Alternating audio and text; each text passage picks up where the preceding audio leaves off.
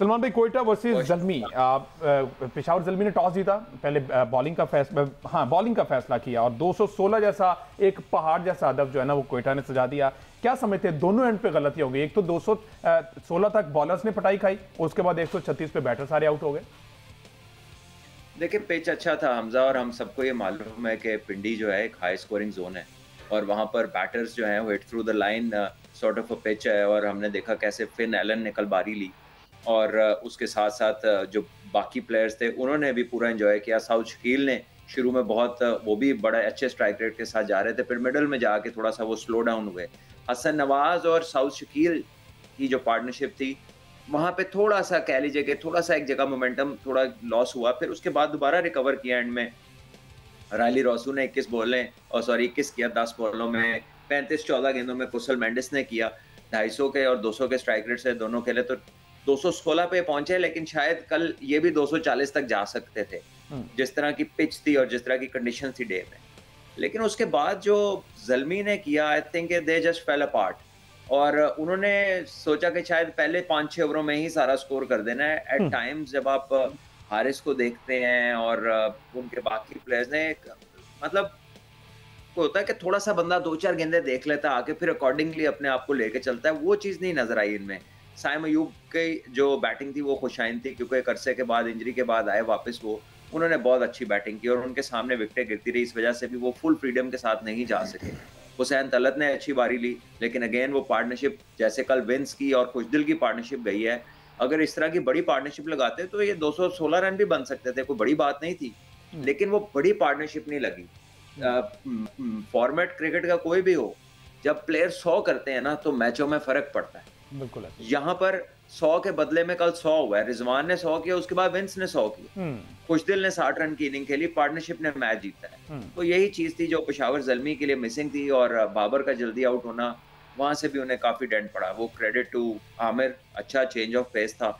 वो experience bowler है, वो इतने आराम से मार नहीं खाते और कल उन्होंने साबित किया कि वाकई वो एक्सपीरियंस बॉलर है। अच्छा, साउथ शकील की आपने बात की, उनका साथ फिन एलन ने दिया। ये देखें ना, अगर इनके 3 खिलाड़ी सिर्फ आउट हुए ना तो ओवरऑल 5 में से जिन्होंने कंसिस्टेंट स्कोर किया है, 59 है, 53 है, 41 है, 21 है, 35, इस तरह की पार्टनरशिप है वो डेफिनेटली 200 क्रॉस कर देंगी। तो अगेन वही बात है कि पेशावर जल्मी ये करने में नाकाम रहा है। साइम अयूब का कमबैक सलमान भी अच्छा हुआ है, 50 रन उन्होंने बनाया है ओपनिंग मैच में, और जो उन पर प्रेशर था, जैसे कि आप कह रहे थे कि बाहर बैठे हुए बहुत ज्यादा प्रेशर बिल्ड किया जा रहा है साइम पर, तो वो काफी हद तक रिलीज होता हुआ कल दिखाई दिया है उनके शॉट से भी। जी हाँ, बहुत खूबसूरत तो वो खेलते ही हैं, और इंजरी के बाद आते साथ ही पहले मैच में इस तरह खेलना tells you about the kind of confidence जो इस टाइम उनका है और जिस तरह का माइंडसेट बना हुआ है। तो I think he is an amazing talent और बहुत ही आला खेले। बट अनफॉर्चुनेटली अगेन मैं कहूंगा कि एक बंदा काफी नहीं होता। वो कभी कभार होता है कि एक बंदा सिंगल हैंडेडली ले जाए। इट्स अ टीम गेम, किसी ने साथ खड़े होना है, किसी ने उसको हौसला देना है कि भाई आप करते रहें, दूसरी तरफ से चीजें स्टेबल हैं। तो जब आप स्टेबिलिटी लूज करते हैं विकेट्स की सूरत में, तो फिर इन फॉर्म प्लेयर भी सोच में पड़ जाता है कि यार अब मैं मारूं जाऊं किस पेस से जाऊं। और जब सामने इतने बड़े रन्स लगे हों तो आपको बड़ी पार्टनरशिप ही उसके नतीजे में जो है ना वो आगे ले जा सकती है।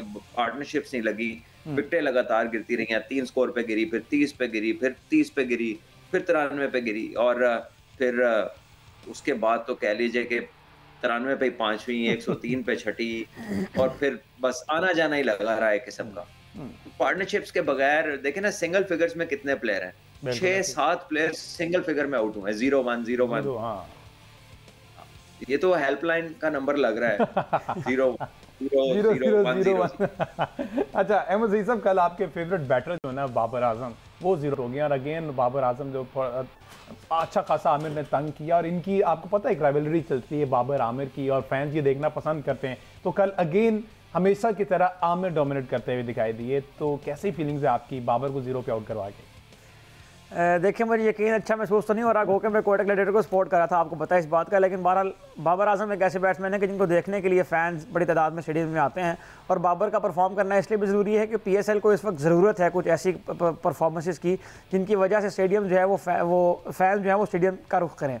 आपने इससे पहले साइम की बात की है, मैं अगर आपकी इजाज़त से उसके ऊपर एक कमेंट कर दूँ। साइम अयूब का एक ऑफ द फील्ड ऐसा एट्रीब्यूट है जिसकी मैं यकीनन तारीफ़ करना चाहता हूँ।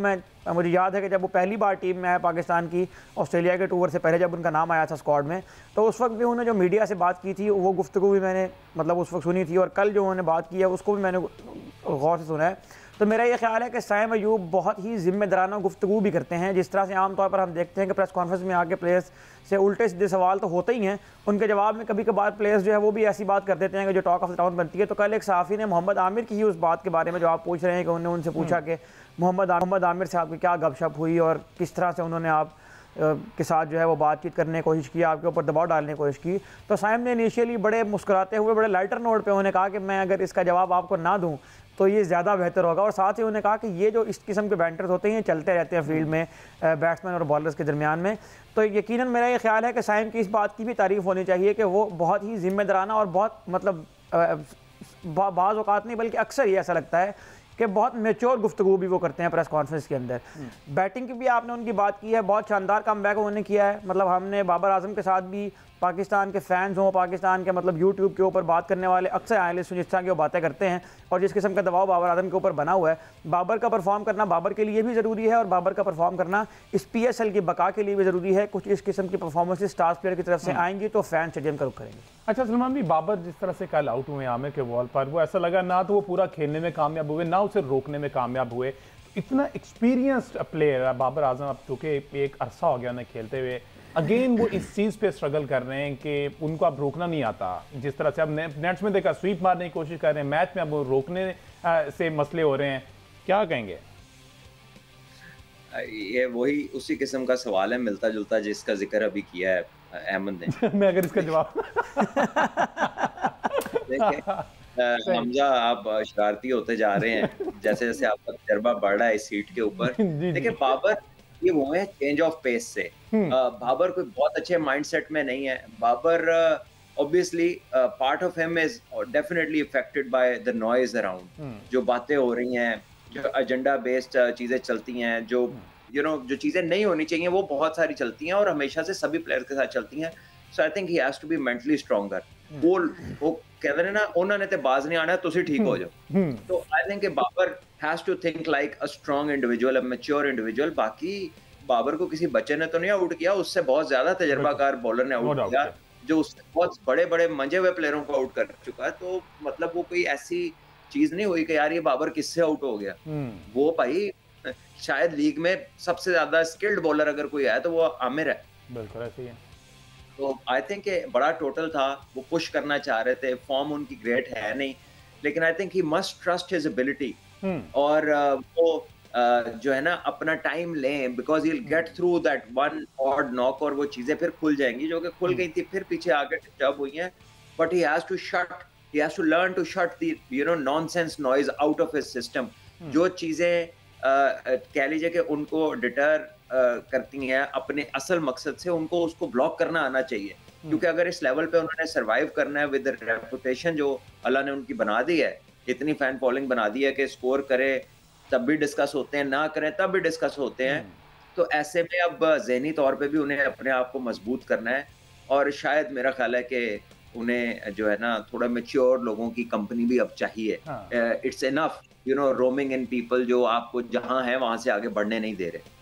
अच्छा सलमान भी, आपने कहा कि ज़हनी तौर पर भी मजबूत होना चाहिए। अच्छा ऐसा भी होता है, बाबर ना 5 में से 3 दफ़ा 5 इनिंग खेले अगेंस्ट आमिर की जो भी टीम होती है, पहले कराची या अब कोयटा, 3 दफ़ा उनसे आउट हुए हैं। तो क्या एक बैटर पर यह भी एक प्रेशर होता है कि जनाब इससे मल्टीपल टाइम्स आउट हो गए, इससे मैंने बचना है? जैसे इंटरनेशनली बात की जाए तो डेल स्टेन और हफीज़ का एक चलता था, अगर इंडिया की बात की तो इरफान पठान कुछ बैटर्स को बड़ा तंग किया गया। ये मेंटली ये थोड़ा सा डिस्टर्ब होता है बैटर कि मैं इससे पहले भी आउट हो चुका हूँ, मुझे बहुत समझ के खेलना है। हाँ ये होता है। मैं आपको अपनी मिसाल देता हूँ कि मैं 2-3 दफा इरफान पठान से 2-3 दफा आउट हुआ तो पाकिस्तान में रौला पड़ गया जी आप इससे आउट हो रहे हैं। अच्छा। तो जो उनके खिलाफ 5 सेंचुरी है जिसमें वो खेल रहा था और अल्लाह का शुक्र है बेबस था, वो 5 दफा की बात नहीं है, उसके 2-3 दफा की बात शुरू हो गई। तो आपको इसीलिए मैं कह रहा हूँ कि आपको नॉनसेंस से डील करने के लिए मेंटली स्ट्रांग होना है, क्योंकि लोग वो ही बात करते हैं जो वो बेचना चाहते हैं, वो कोई फैक्चुअल बात नहीं कर रहे होते।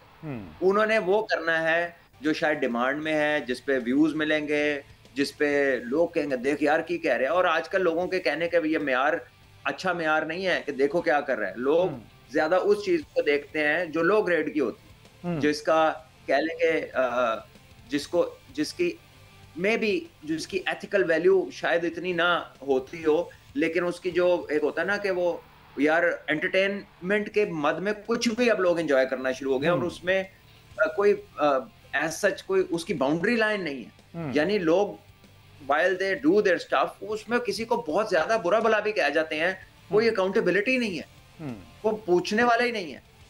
तो फिर ऐसी एनवायरनमेंट के अंदर एक बड़ा प्लेयर, मशहूर प्लेयर जिसकी रेपुटेशन बन जाती है, फिर उसको जरा मेंटली मजबूत ज्यादा होना पड़ता है और उसको डील करना पड़ता है। जिस तरह से आपने सलमान ये भी कहा कि लोग क्या कहेंगे और इस पर बड़ी बात हो रही है, तो अब लोग ये कह रहे हैं कि जो मिचेल ओवन है ना, वो एक प्रॉपर ओपनर बैटर है, तो बाबर की वजह से उनको ये 5वें, 6ठे, 7वें नंबर पे आना पड़ रहा है। अगर बाबर वो स्लॉट छोड़ते हैं तो जो मिचेल ओवन है वो तो प्रॉपर एक ओपनर बैटर है, वो अच्छा परफॉर्म करेंगे ऊपर। नहीं तो वो मिचेल ओवन जो अभी क्रिकेट में पैदा हुए हैं वो प्रॉपर ओपनर है, तो जिसने ओपन करके आईसीसी रैंकिंग को टॉप किया वो ओपनर नहीं है T20 क्रिकेट में। बिल्कुल ऐसे ही है। अच्छा वैसे कौन लोग, ये तो मैं कह रहा हूँ, कौन लोग हैं सही साहब? चलो जो लोग ये कह रहे हैं वो तो कह रहे हैं, मजे की बात वो नहीं है। मजे की बात ये कि आप भी वही सवाल कर रहे हैं। नहीं भाट साहब, ये जो आर्गुमेंट है ना कि मिच ओवन ओपनर है, ये भी गलत है। मिच ओवन ने सिर्फ बीबीएल के एक सीजन में ओपनिंग की है, 3 सीजन वो खेले हैं, उनमें से सिर्फ जो ये लास्ट सीजन वो खेले हैं उसमें ये ओपनर आए हैं। और उसकी वजह यह है कि इस सीजन से पहले उनका एक क्लब मैच हुआ था जिसमें उनके कोच ने उनको देखा था कि ये हार्ड हिटिंग कर लेते हैं। इनका जो रोल था टीम में, जो शेफील्ड शील्ड ये खेले हैं, जो उससे पहले की जो होबार्ट के अंदर भी जो साइड क्रिकेट खेले हैं, वो नंबर 5, 6 और 7 पर खेले हैं। सिर्फ एक सीजन ऐसा इसमें ये ओपनर आए हैं, और इनका जो शेफील्ड शील्ड में रोल था वो भी यही था कि इनको जो सेकंड न्यू बॉल आती है, 14 फर्स्ट क्लास मैच खेले हुए, सेकंड न्यू बॉल खेलने के लिए इनको रखा गया था नंबर 5, नंबर 6 की बैटिंग के लिए। तो ये आर्गुमेंट भी गलत है स्टेटिस्टिकली कि ये ओपनर है, इन्होंने सिर्फ एक सीजन ओपनर के तौर पर खेला है जो लास्ट सीजन है बीबीएल। अच्छा, मैं सिर्फ उन लोगों को फेस सेविंग देने के लिए लोगों का वर्ड इस्तेमाल कर सलमान भाई, ये बड़े सीनियर एक्स क्रिकेटर्स एक प्रॉपर बड़े टीवी चैनल पे बैठ के ये बात कर रहे हैं कल के मैच के बाद कि बाबर आजम किसी का हक मार रहा है, तो इसलिए मैं जरा लोगों का वर्ड यूज करके मैं जवाब जानना चाहा। तो ये वो इतने सीनियर है कि उनके पोते पोतियां हमारे जितने हो गए हैं। लोगों का फिर लफ्ज ना इस्तेमाल करे, फिर लोगों के साथ ज्यादती हो जाती है। फिर बेहतर है कि उस मतलब दानिश्वर का नाम ले लें जिसका तजुर्बे के बाद भी जो इस नतीजे तक पहुंचा है वो कितना बड़ा दानिश्वर होगा। सही, ये बात बिल्कुल ठीक है, कितना बड़ा दानिश्वर होगा। तैमूर साहब, इस तरह की बातों पे आपने गौर नहीं करना, ठीक है ना, बयान नहीं ज्यादा देना। मोहम्मद आरिफ, मैं इस बारे में चूंकि क्लियर था इसलिए मैंने इस किस्म की जो मतलब फजूलियात है उनके ऊपर कान नहीं धरे हैं। मिच ओवन को इस्तेमाल करके असल में उस एजेंडे को आगे हमजा, हमारे यहाँ इतना वेला है, हाँ जी, इतना कह लें कि बंदा उसके पास फजूलियात पे बात करने का जो है इतना वक्त है, इतनी गैर मेयारी गुफ्तगू ऐसे ऐसे प्लेटफॉर्म पे हो रही है, तो हर एक को तो मेरा ख्याल है हमें डिस्कस ही नहीं करना चाहिए। आप किसी भी फील्ड ऑफ लाइफ मतलब देख लें, चाहे वो फॉर्मर प्लेयर है या कोई बड़ा सीनियर जर्नलिस्ट है, उसमें बेहतरीन से बेहतरीन लोग भी हैं और उसमें ऐसे लोग भी हैं कि लोग आप कहेंगे कि यार ये हुन भी अच्छे ही है। तो सब सारी रेडियां लगी हुई हैं, किसी से फल ठीक मिल रहा है, किसी के फल को उर्ली लगी हुई है, आपकी मर्जी है कहां से लेना है। बिल्कुल, बिक दोनों ही रहे हैं, वो व्यूज की खातिर और वो प्रॉपर उस पर डिस्कशन करके विद फैक्ट्स एंड फिगर वो